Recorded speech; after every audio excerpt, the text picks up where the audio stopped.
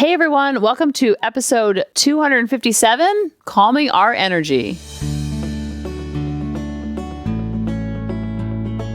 Welcome to the Harmony in the Home podcast. I'm your host, Kelly Hutchison. I'm a counselor, a life coach, and most importantly, an imperfect mom doing this work right along with you. And my goal on our podcast is to go from chaos to calm, feel less frazzled, and have more fun within your four walls to have more harmony in your home. So we talked the last couple weeks about tantrums, about how we don't send our kids to the room to learn how to swim. Last week we talked about being like Mr. Rogers with that calm energy. Today we're going to talk about managing our own energy and how to go about doing that. But before we start that, I want to talk to you about pocket coaching, which I've been talking about the last couple weeks.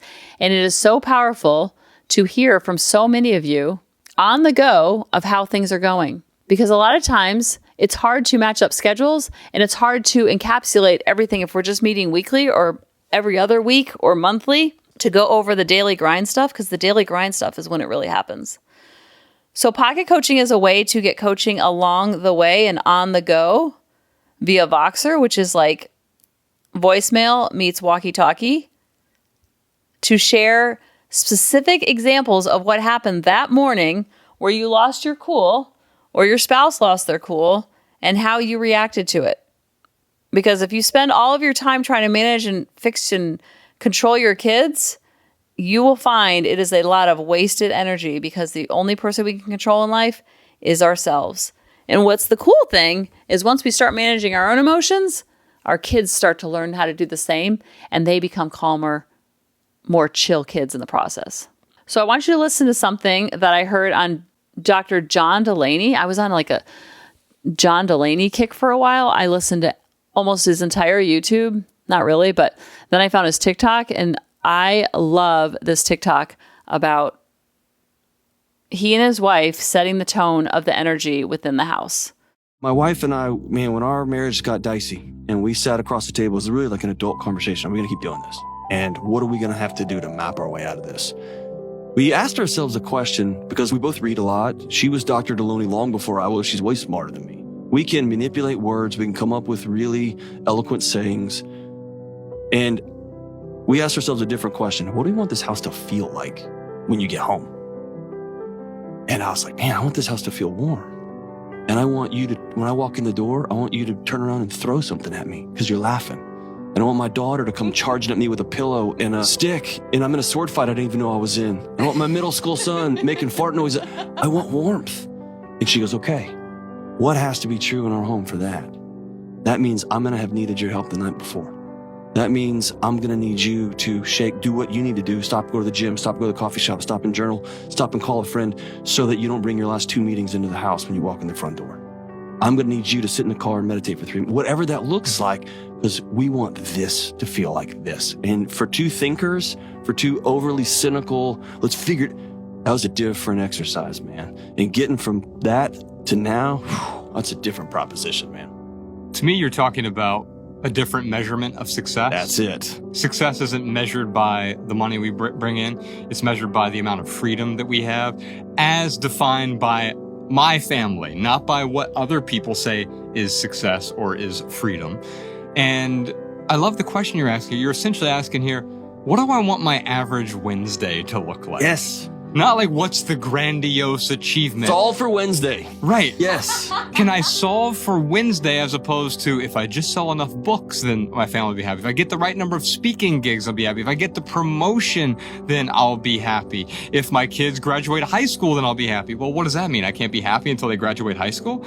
Or if they get into the right college, then I'll be happy. Well, I can't be happy until they're in the right college. And then they need to get their, 2 Dr. Delaney's. All the kids also have to be Dr. Delaney's, or what? We failed. And so we can only be successful for meeting all of these criteria.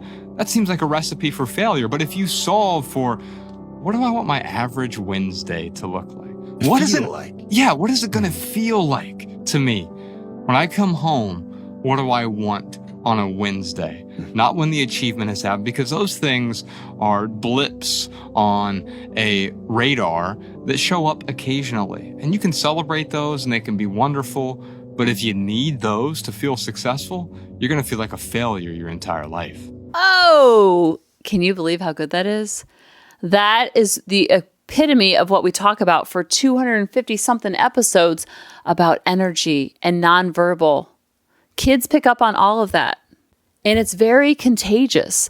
I watch a lot of body language experts who they listen to interrogations, and they don't listen to see what the criminal or the suspect or the alleged criminal is saying. They look to see what he or she is not saying, and their body language and their hand motions and they are detailed down to the flicker of their eye.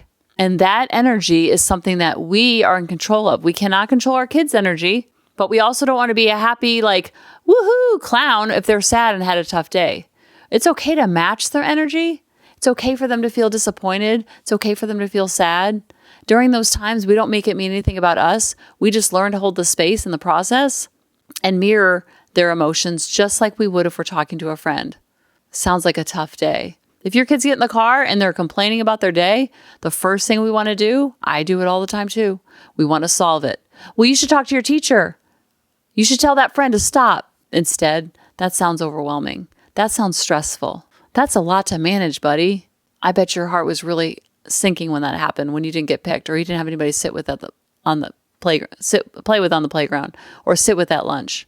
I've felt that way too before. If they're into it, you share an example. Something that happened to you when you were little or this week when you had that emotion. Not making it about you, but connecting with them over emotions versus having to solve it and fix it. Because we have to get comfortable seeing our kids uncomfortable with their emotions so we can teach them. We cannot people please our kids to happiness. And we focus on the energy within our four walls, everything changes. We do the teaching during the calm waters. We model during the calm waters. We practice during the calm waters.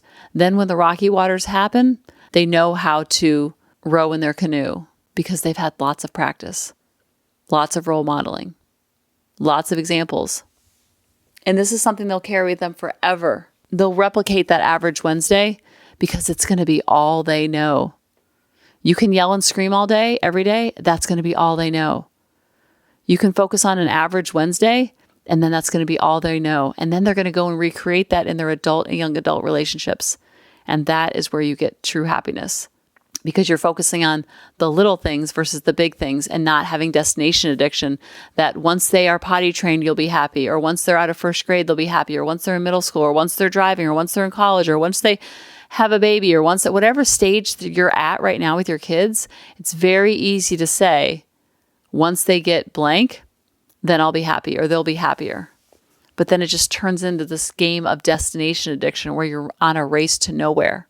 So focusing on the average Wednesday will turn into a month of Wednesdays, which will turn into a year of Wednesdays, and then it becomes your everyday. It becomes the default setting and the norm versus like having that every couple of months, having a good Wednesday.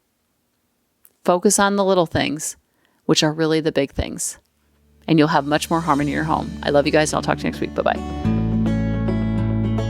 Hey mamas, thanks for listening. If you had any ahas, clicks, or those lightning bolt moments while listening, you have to check out my free parenting bootcamp, where we take all of this to the next level and we try to create even more awakenings for ourselves so that we can connect more with our kids and never yell at them again.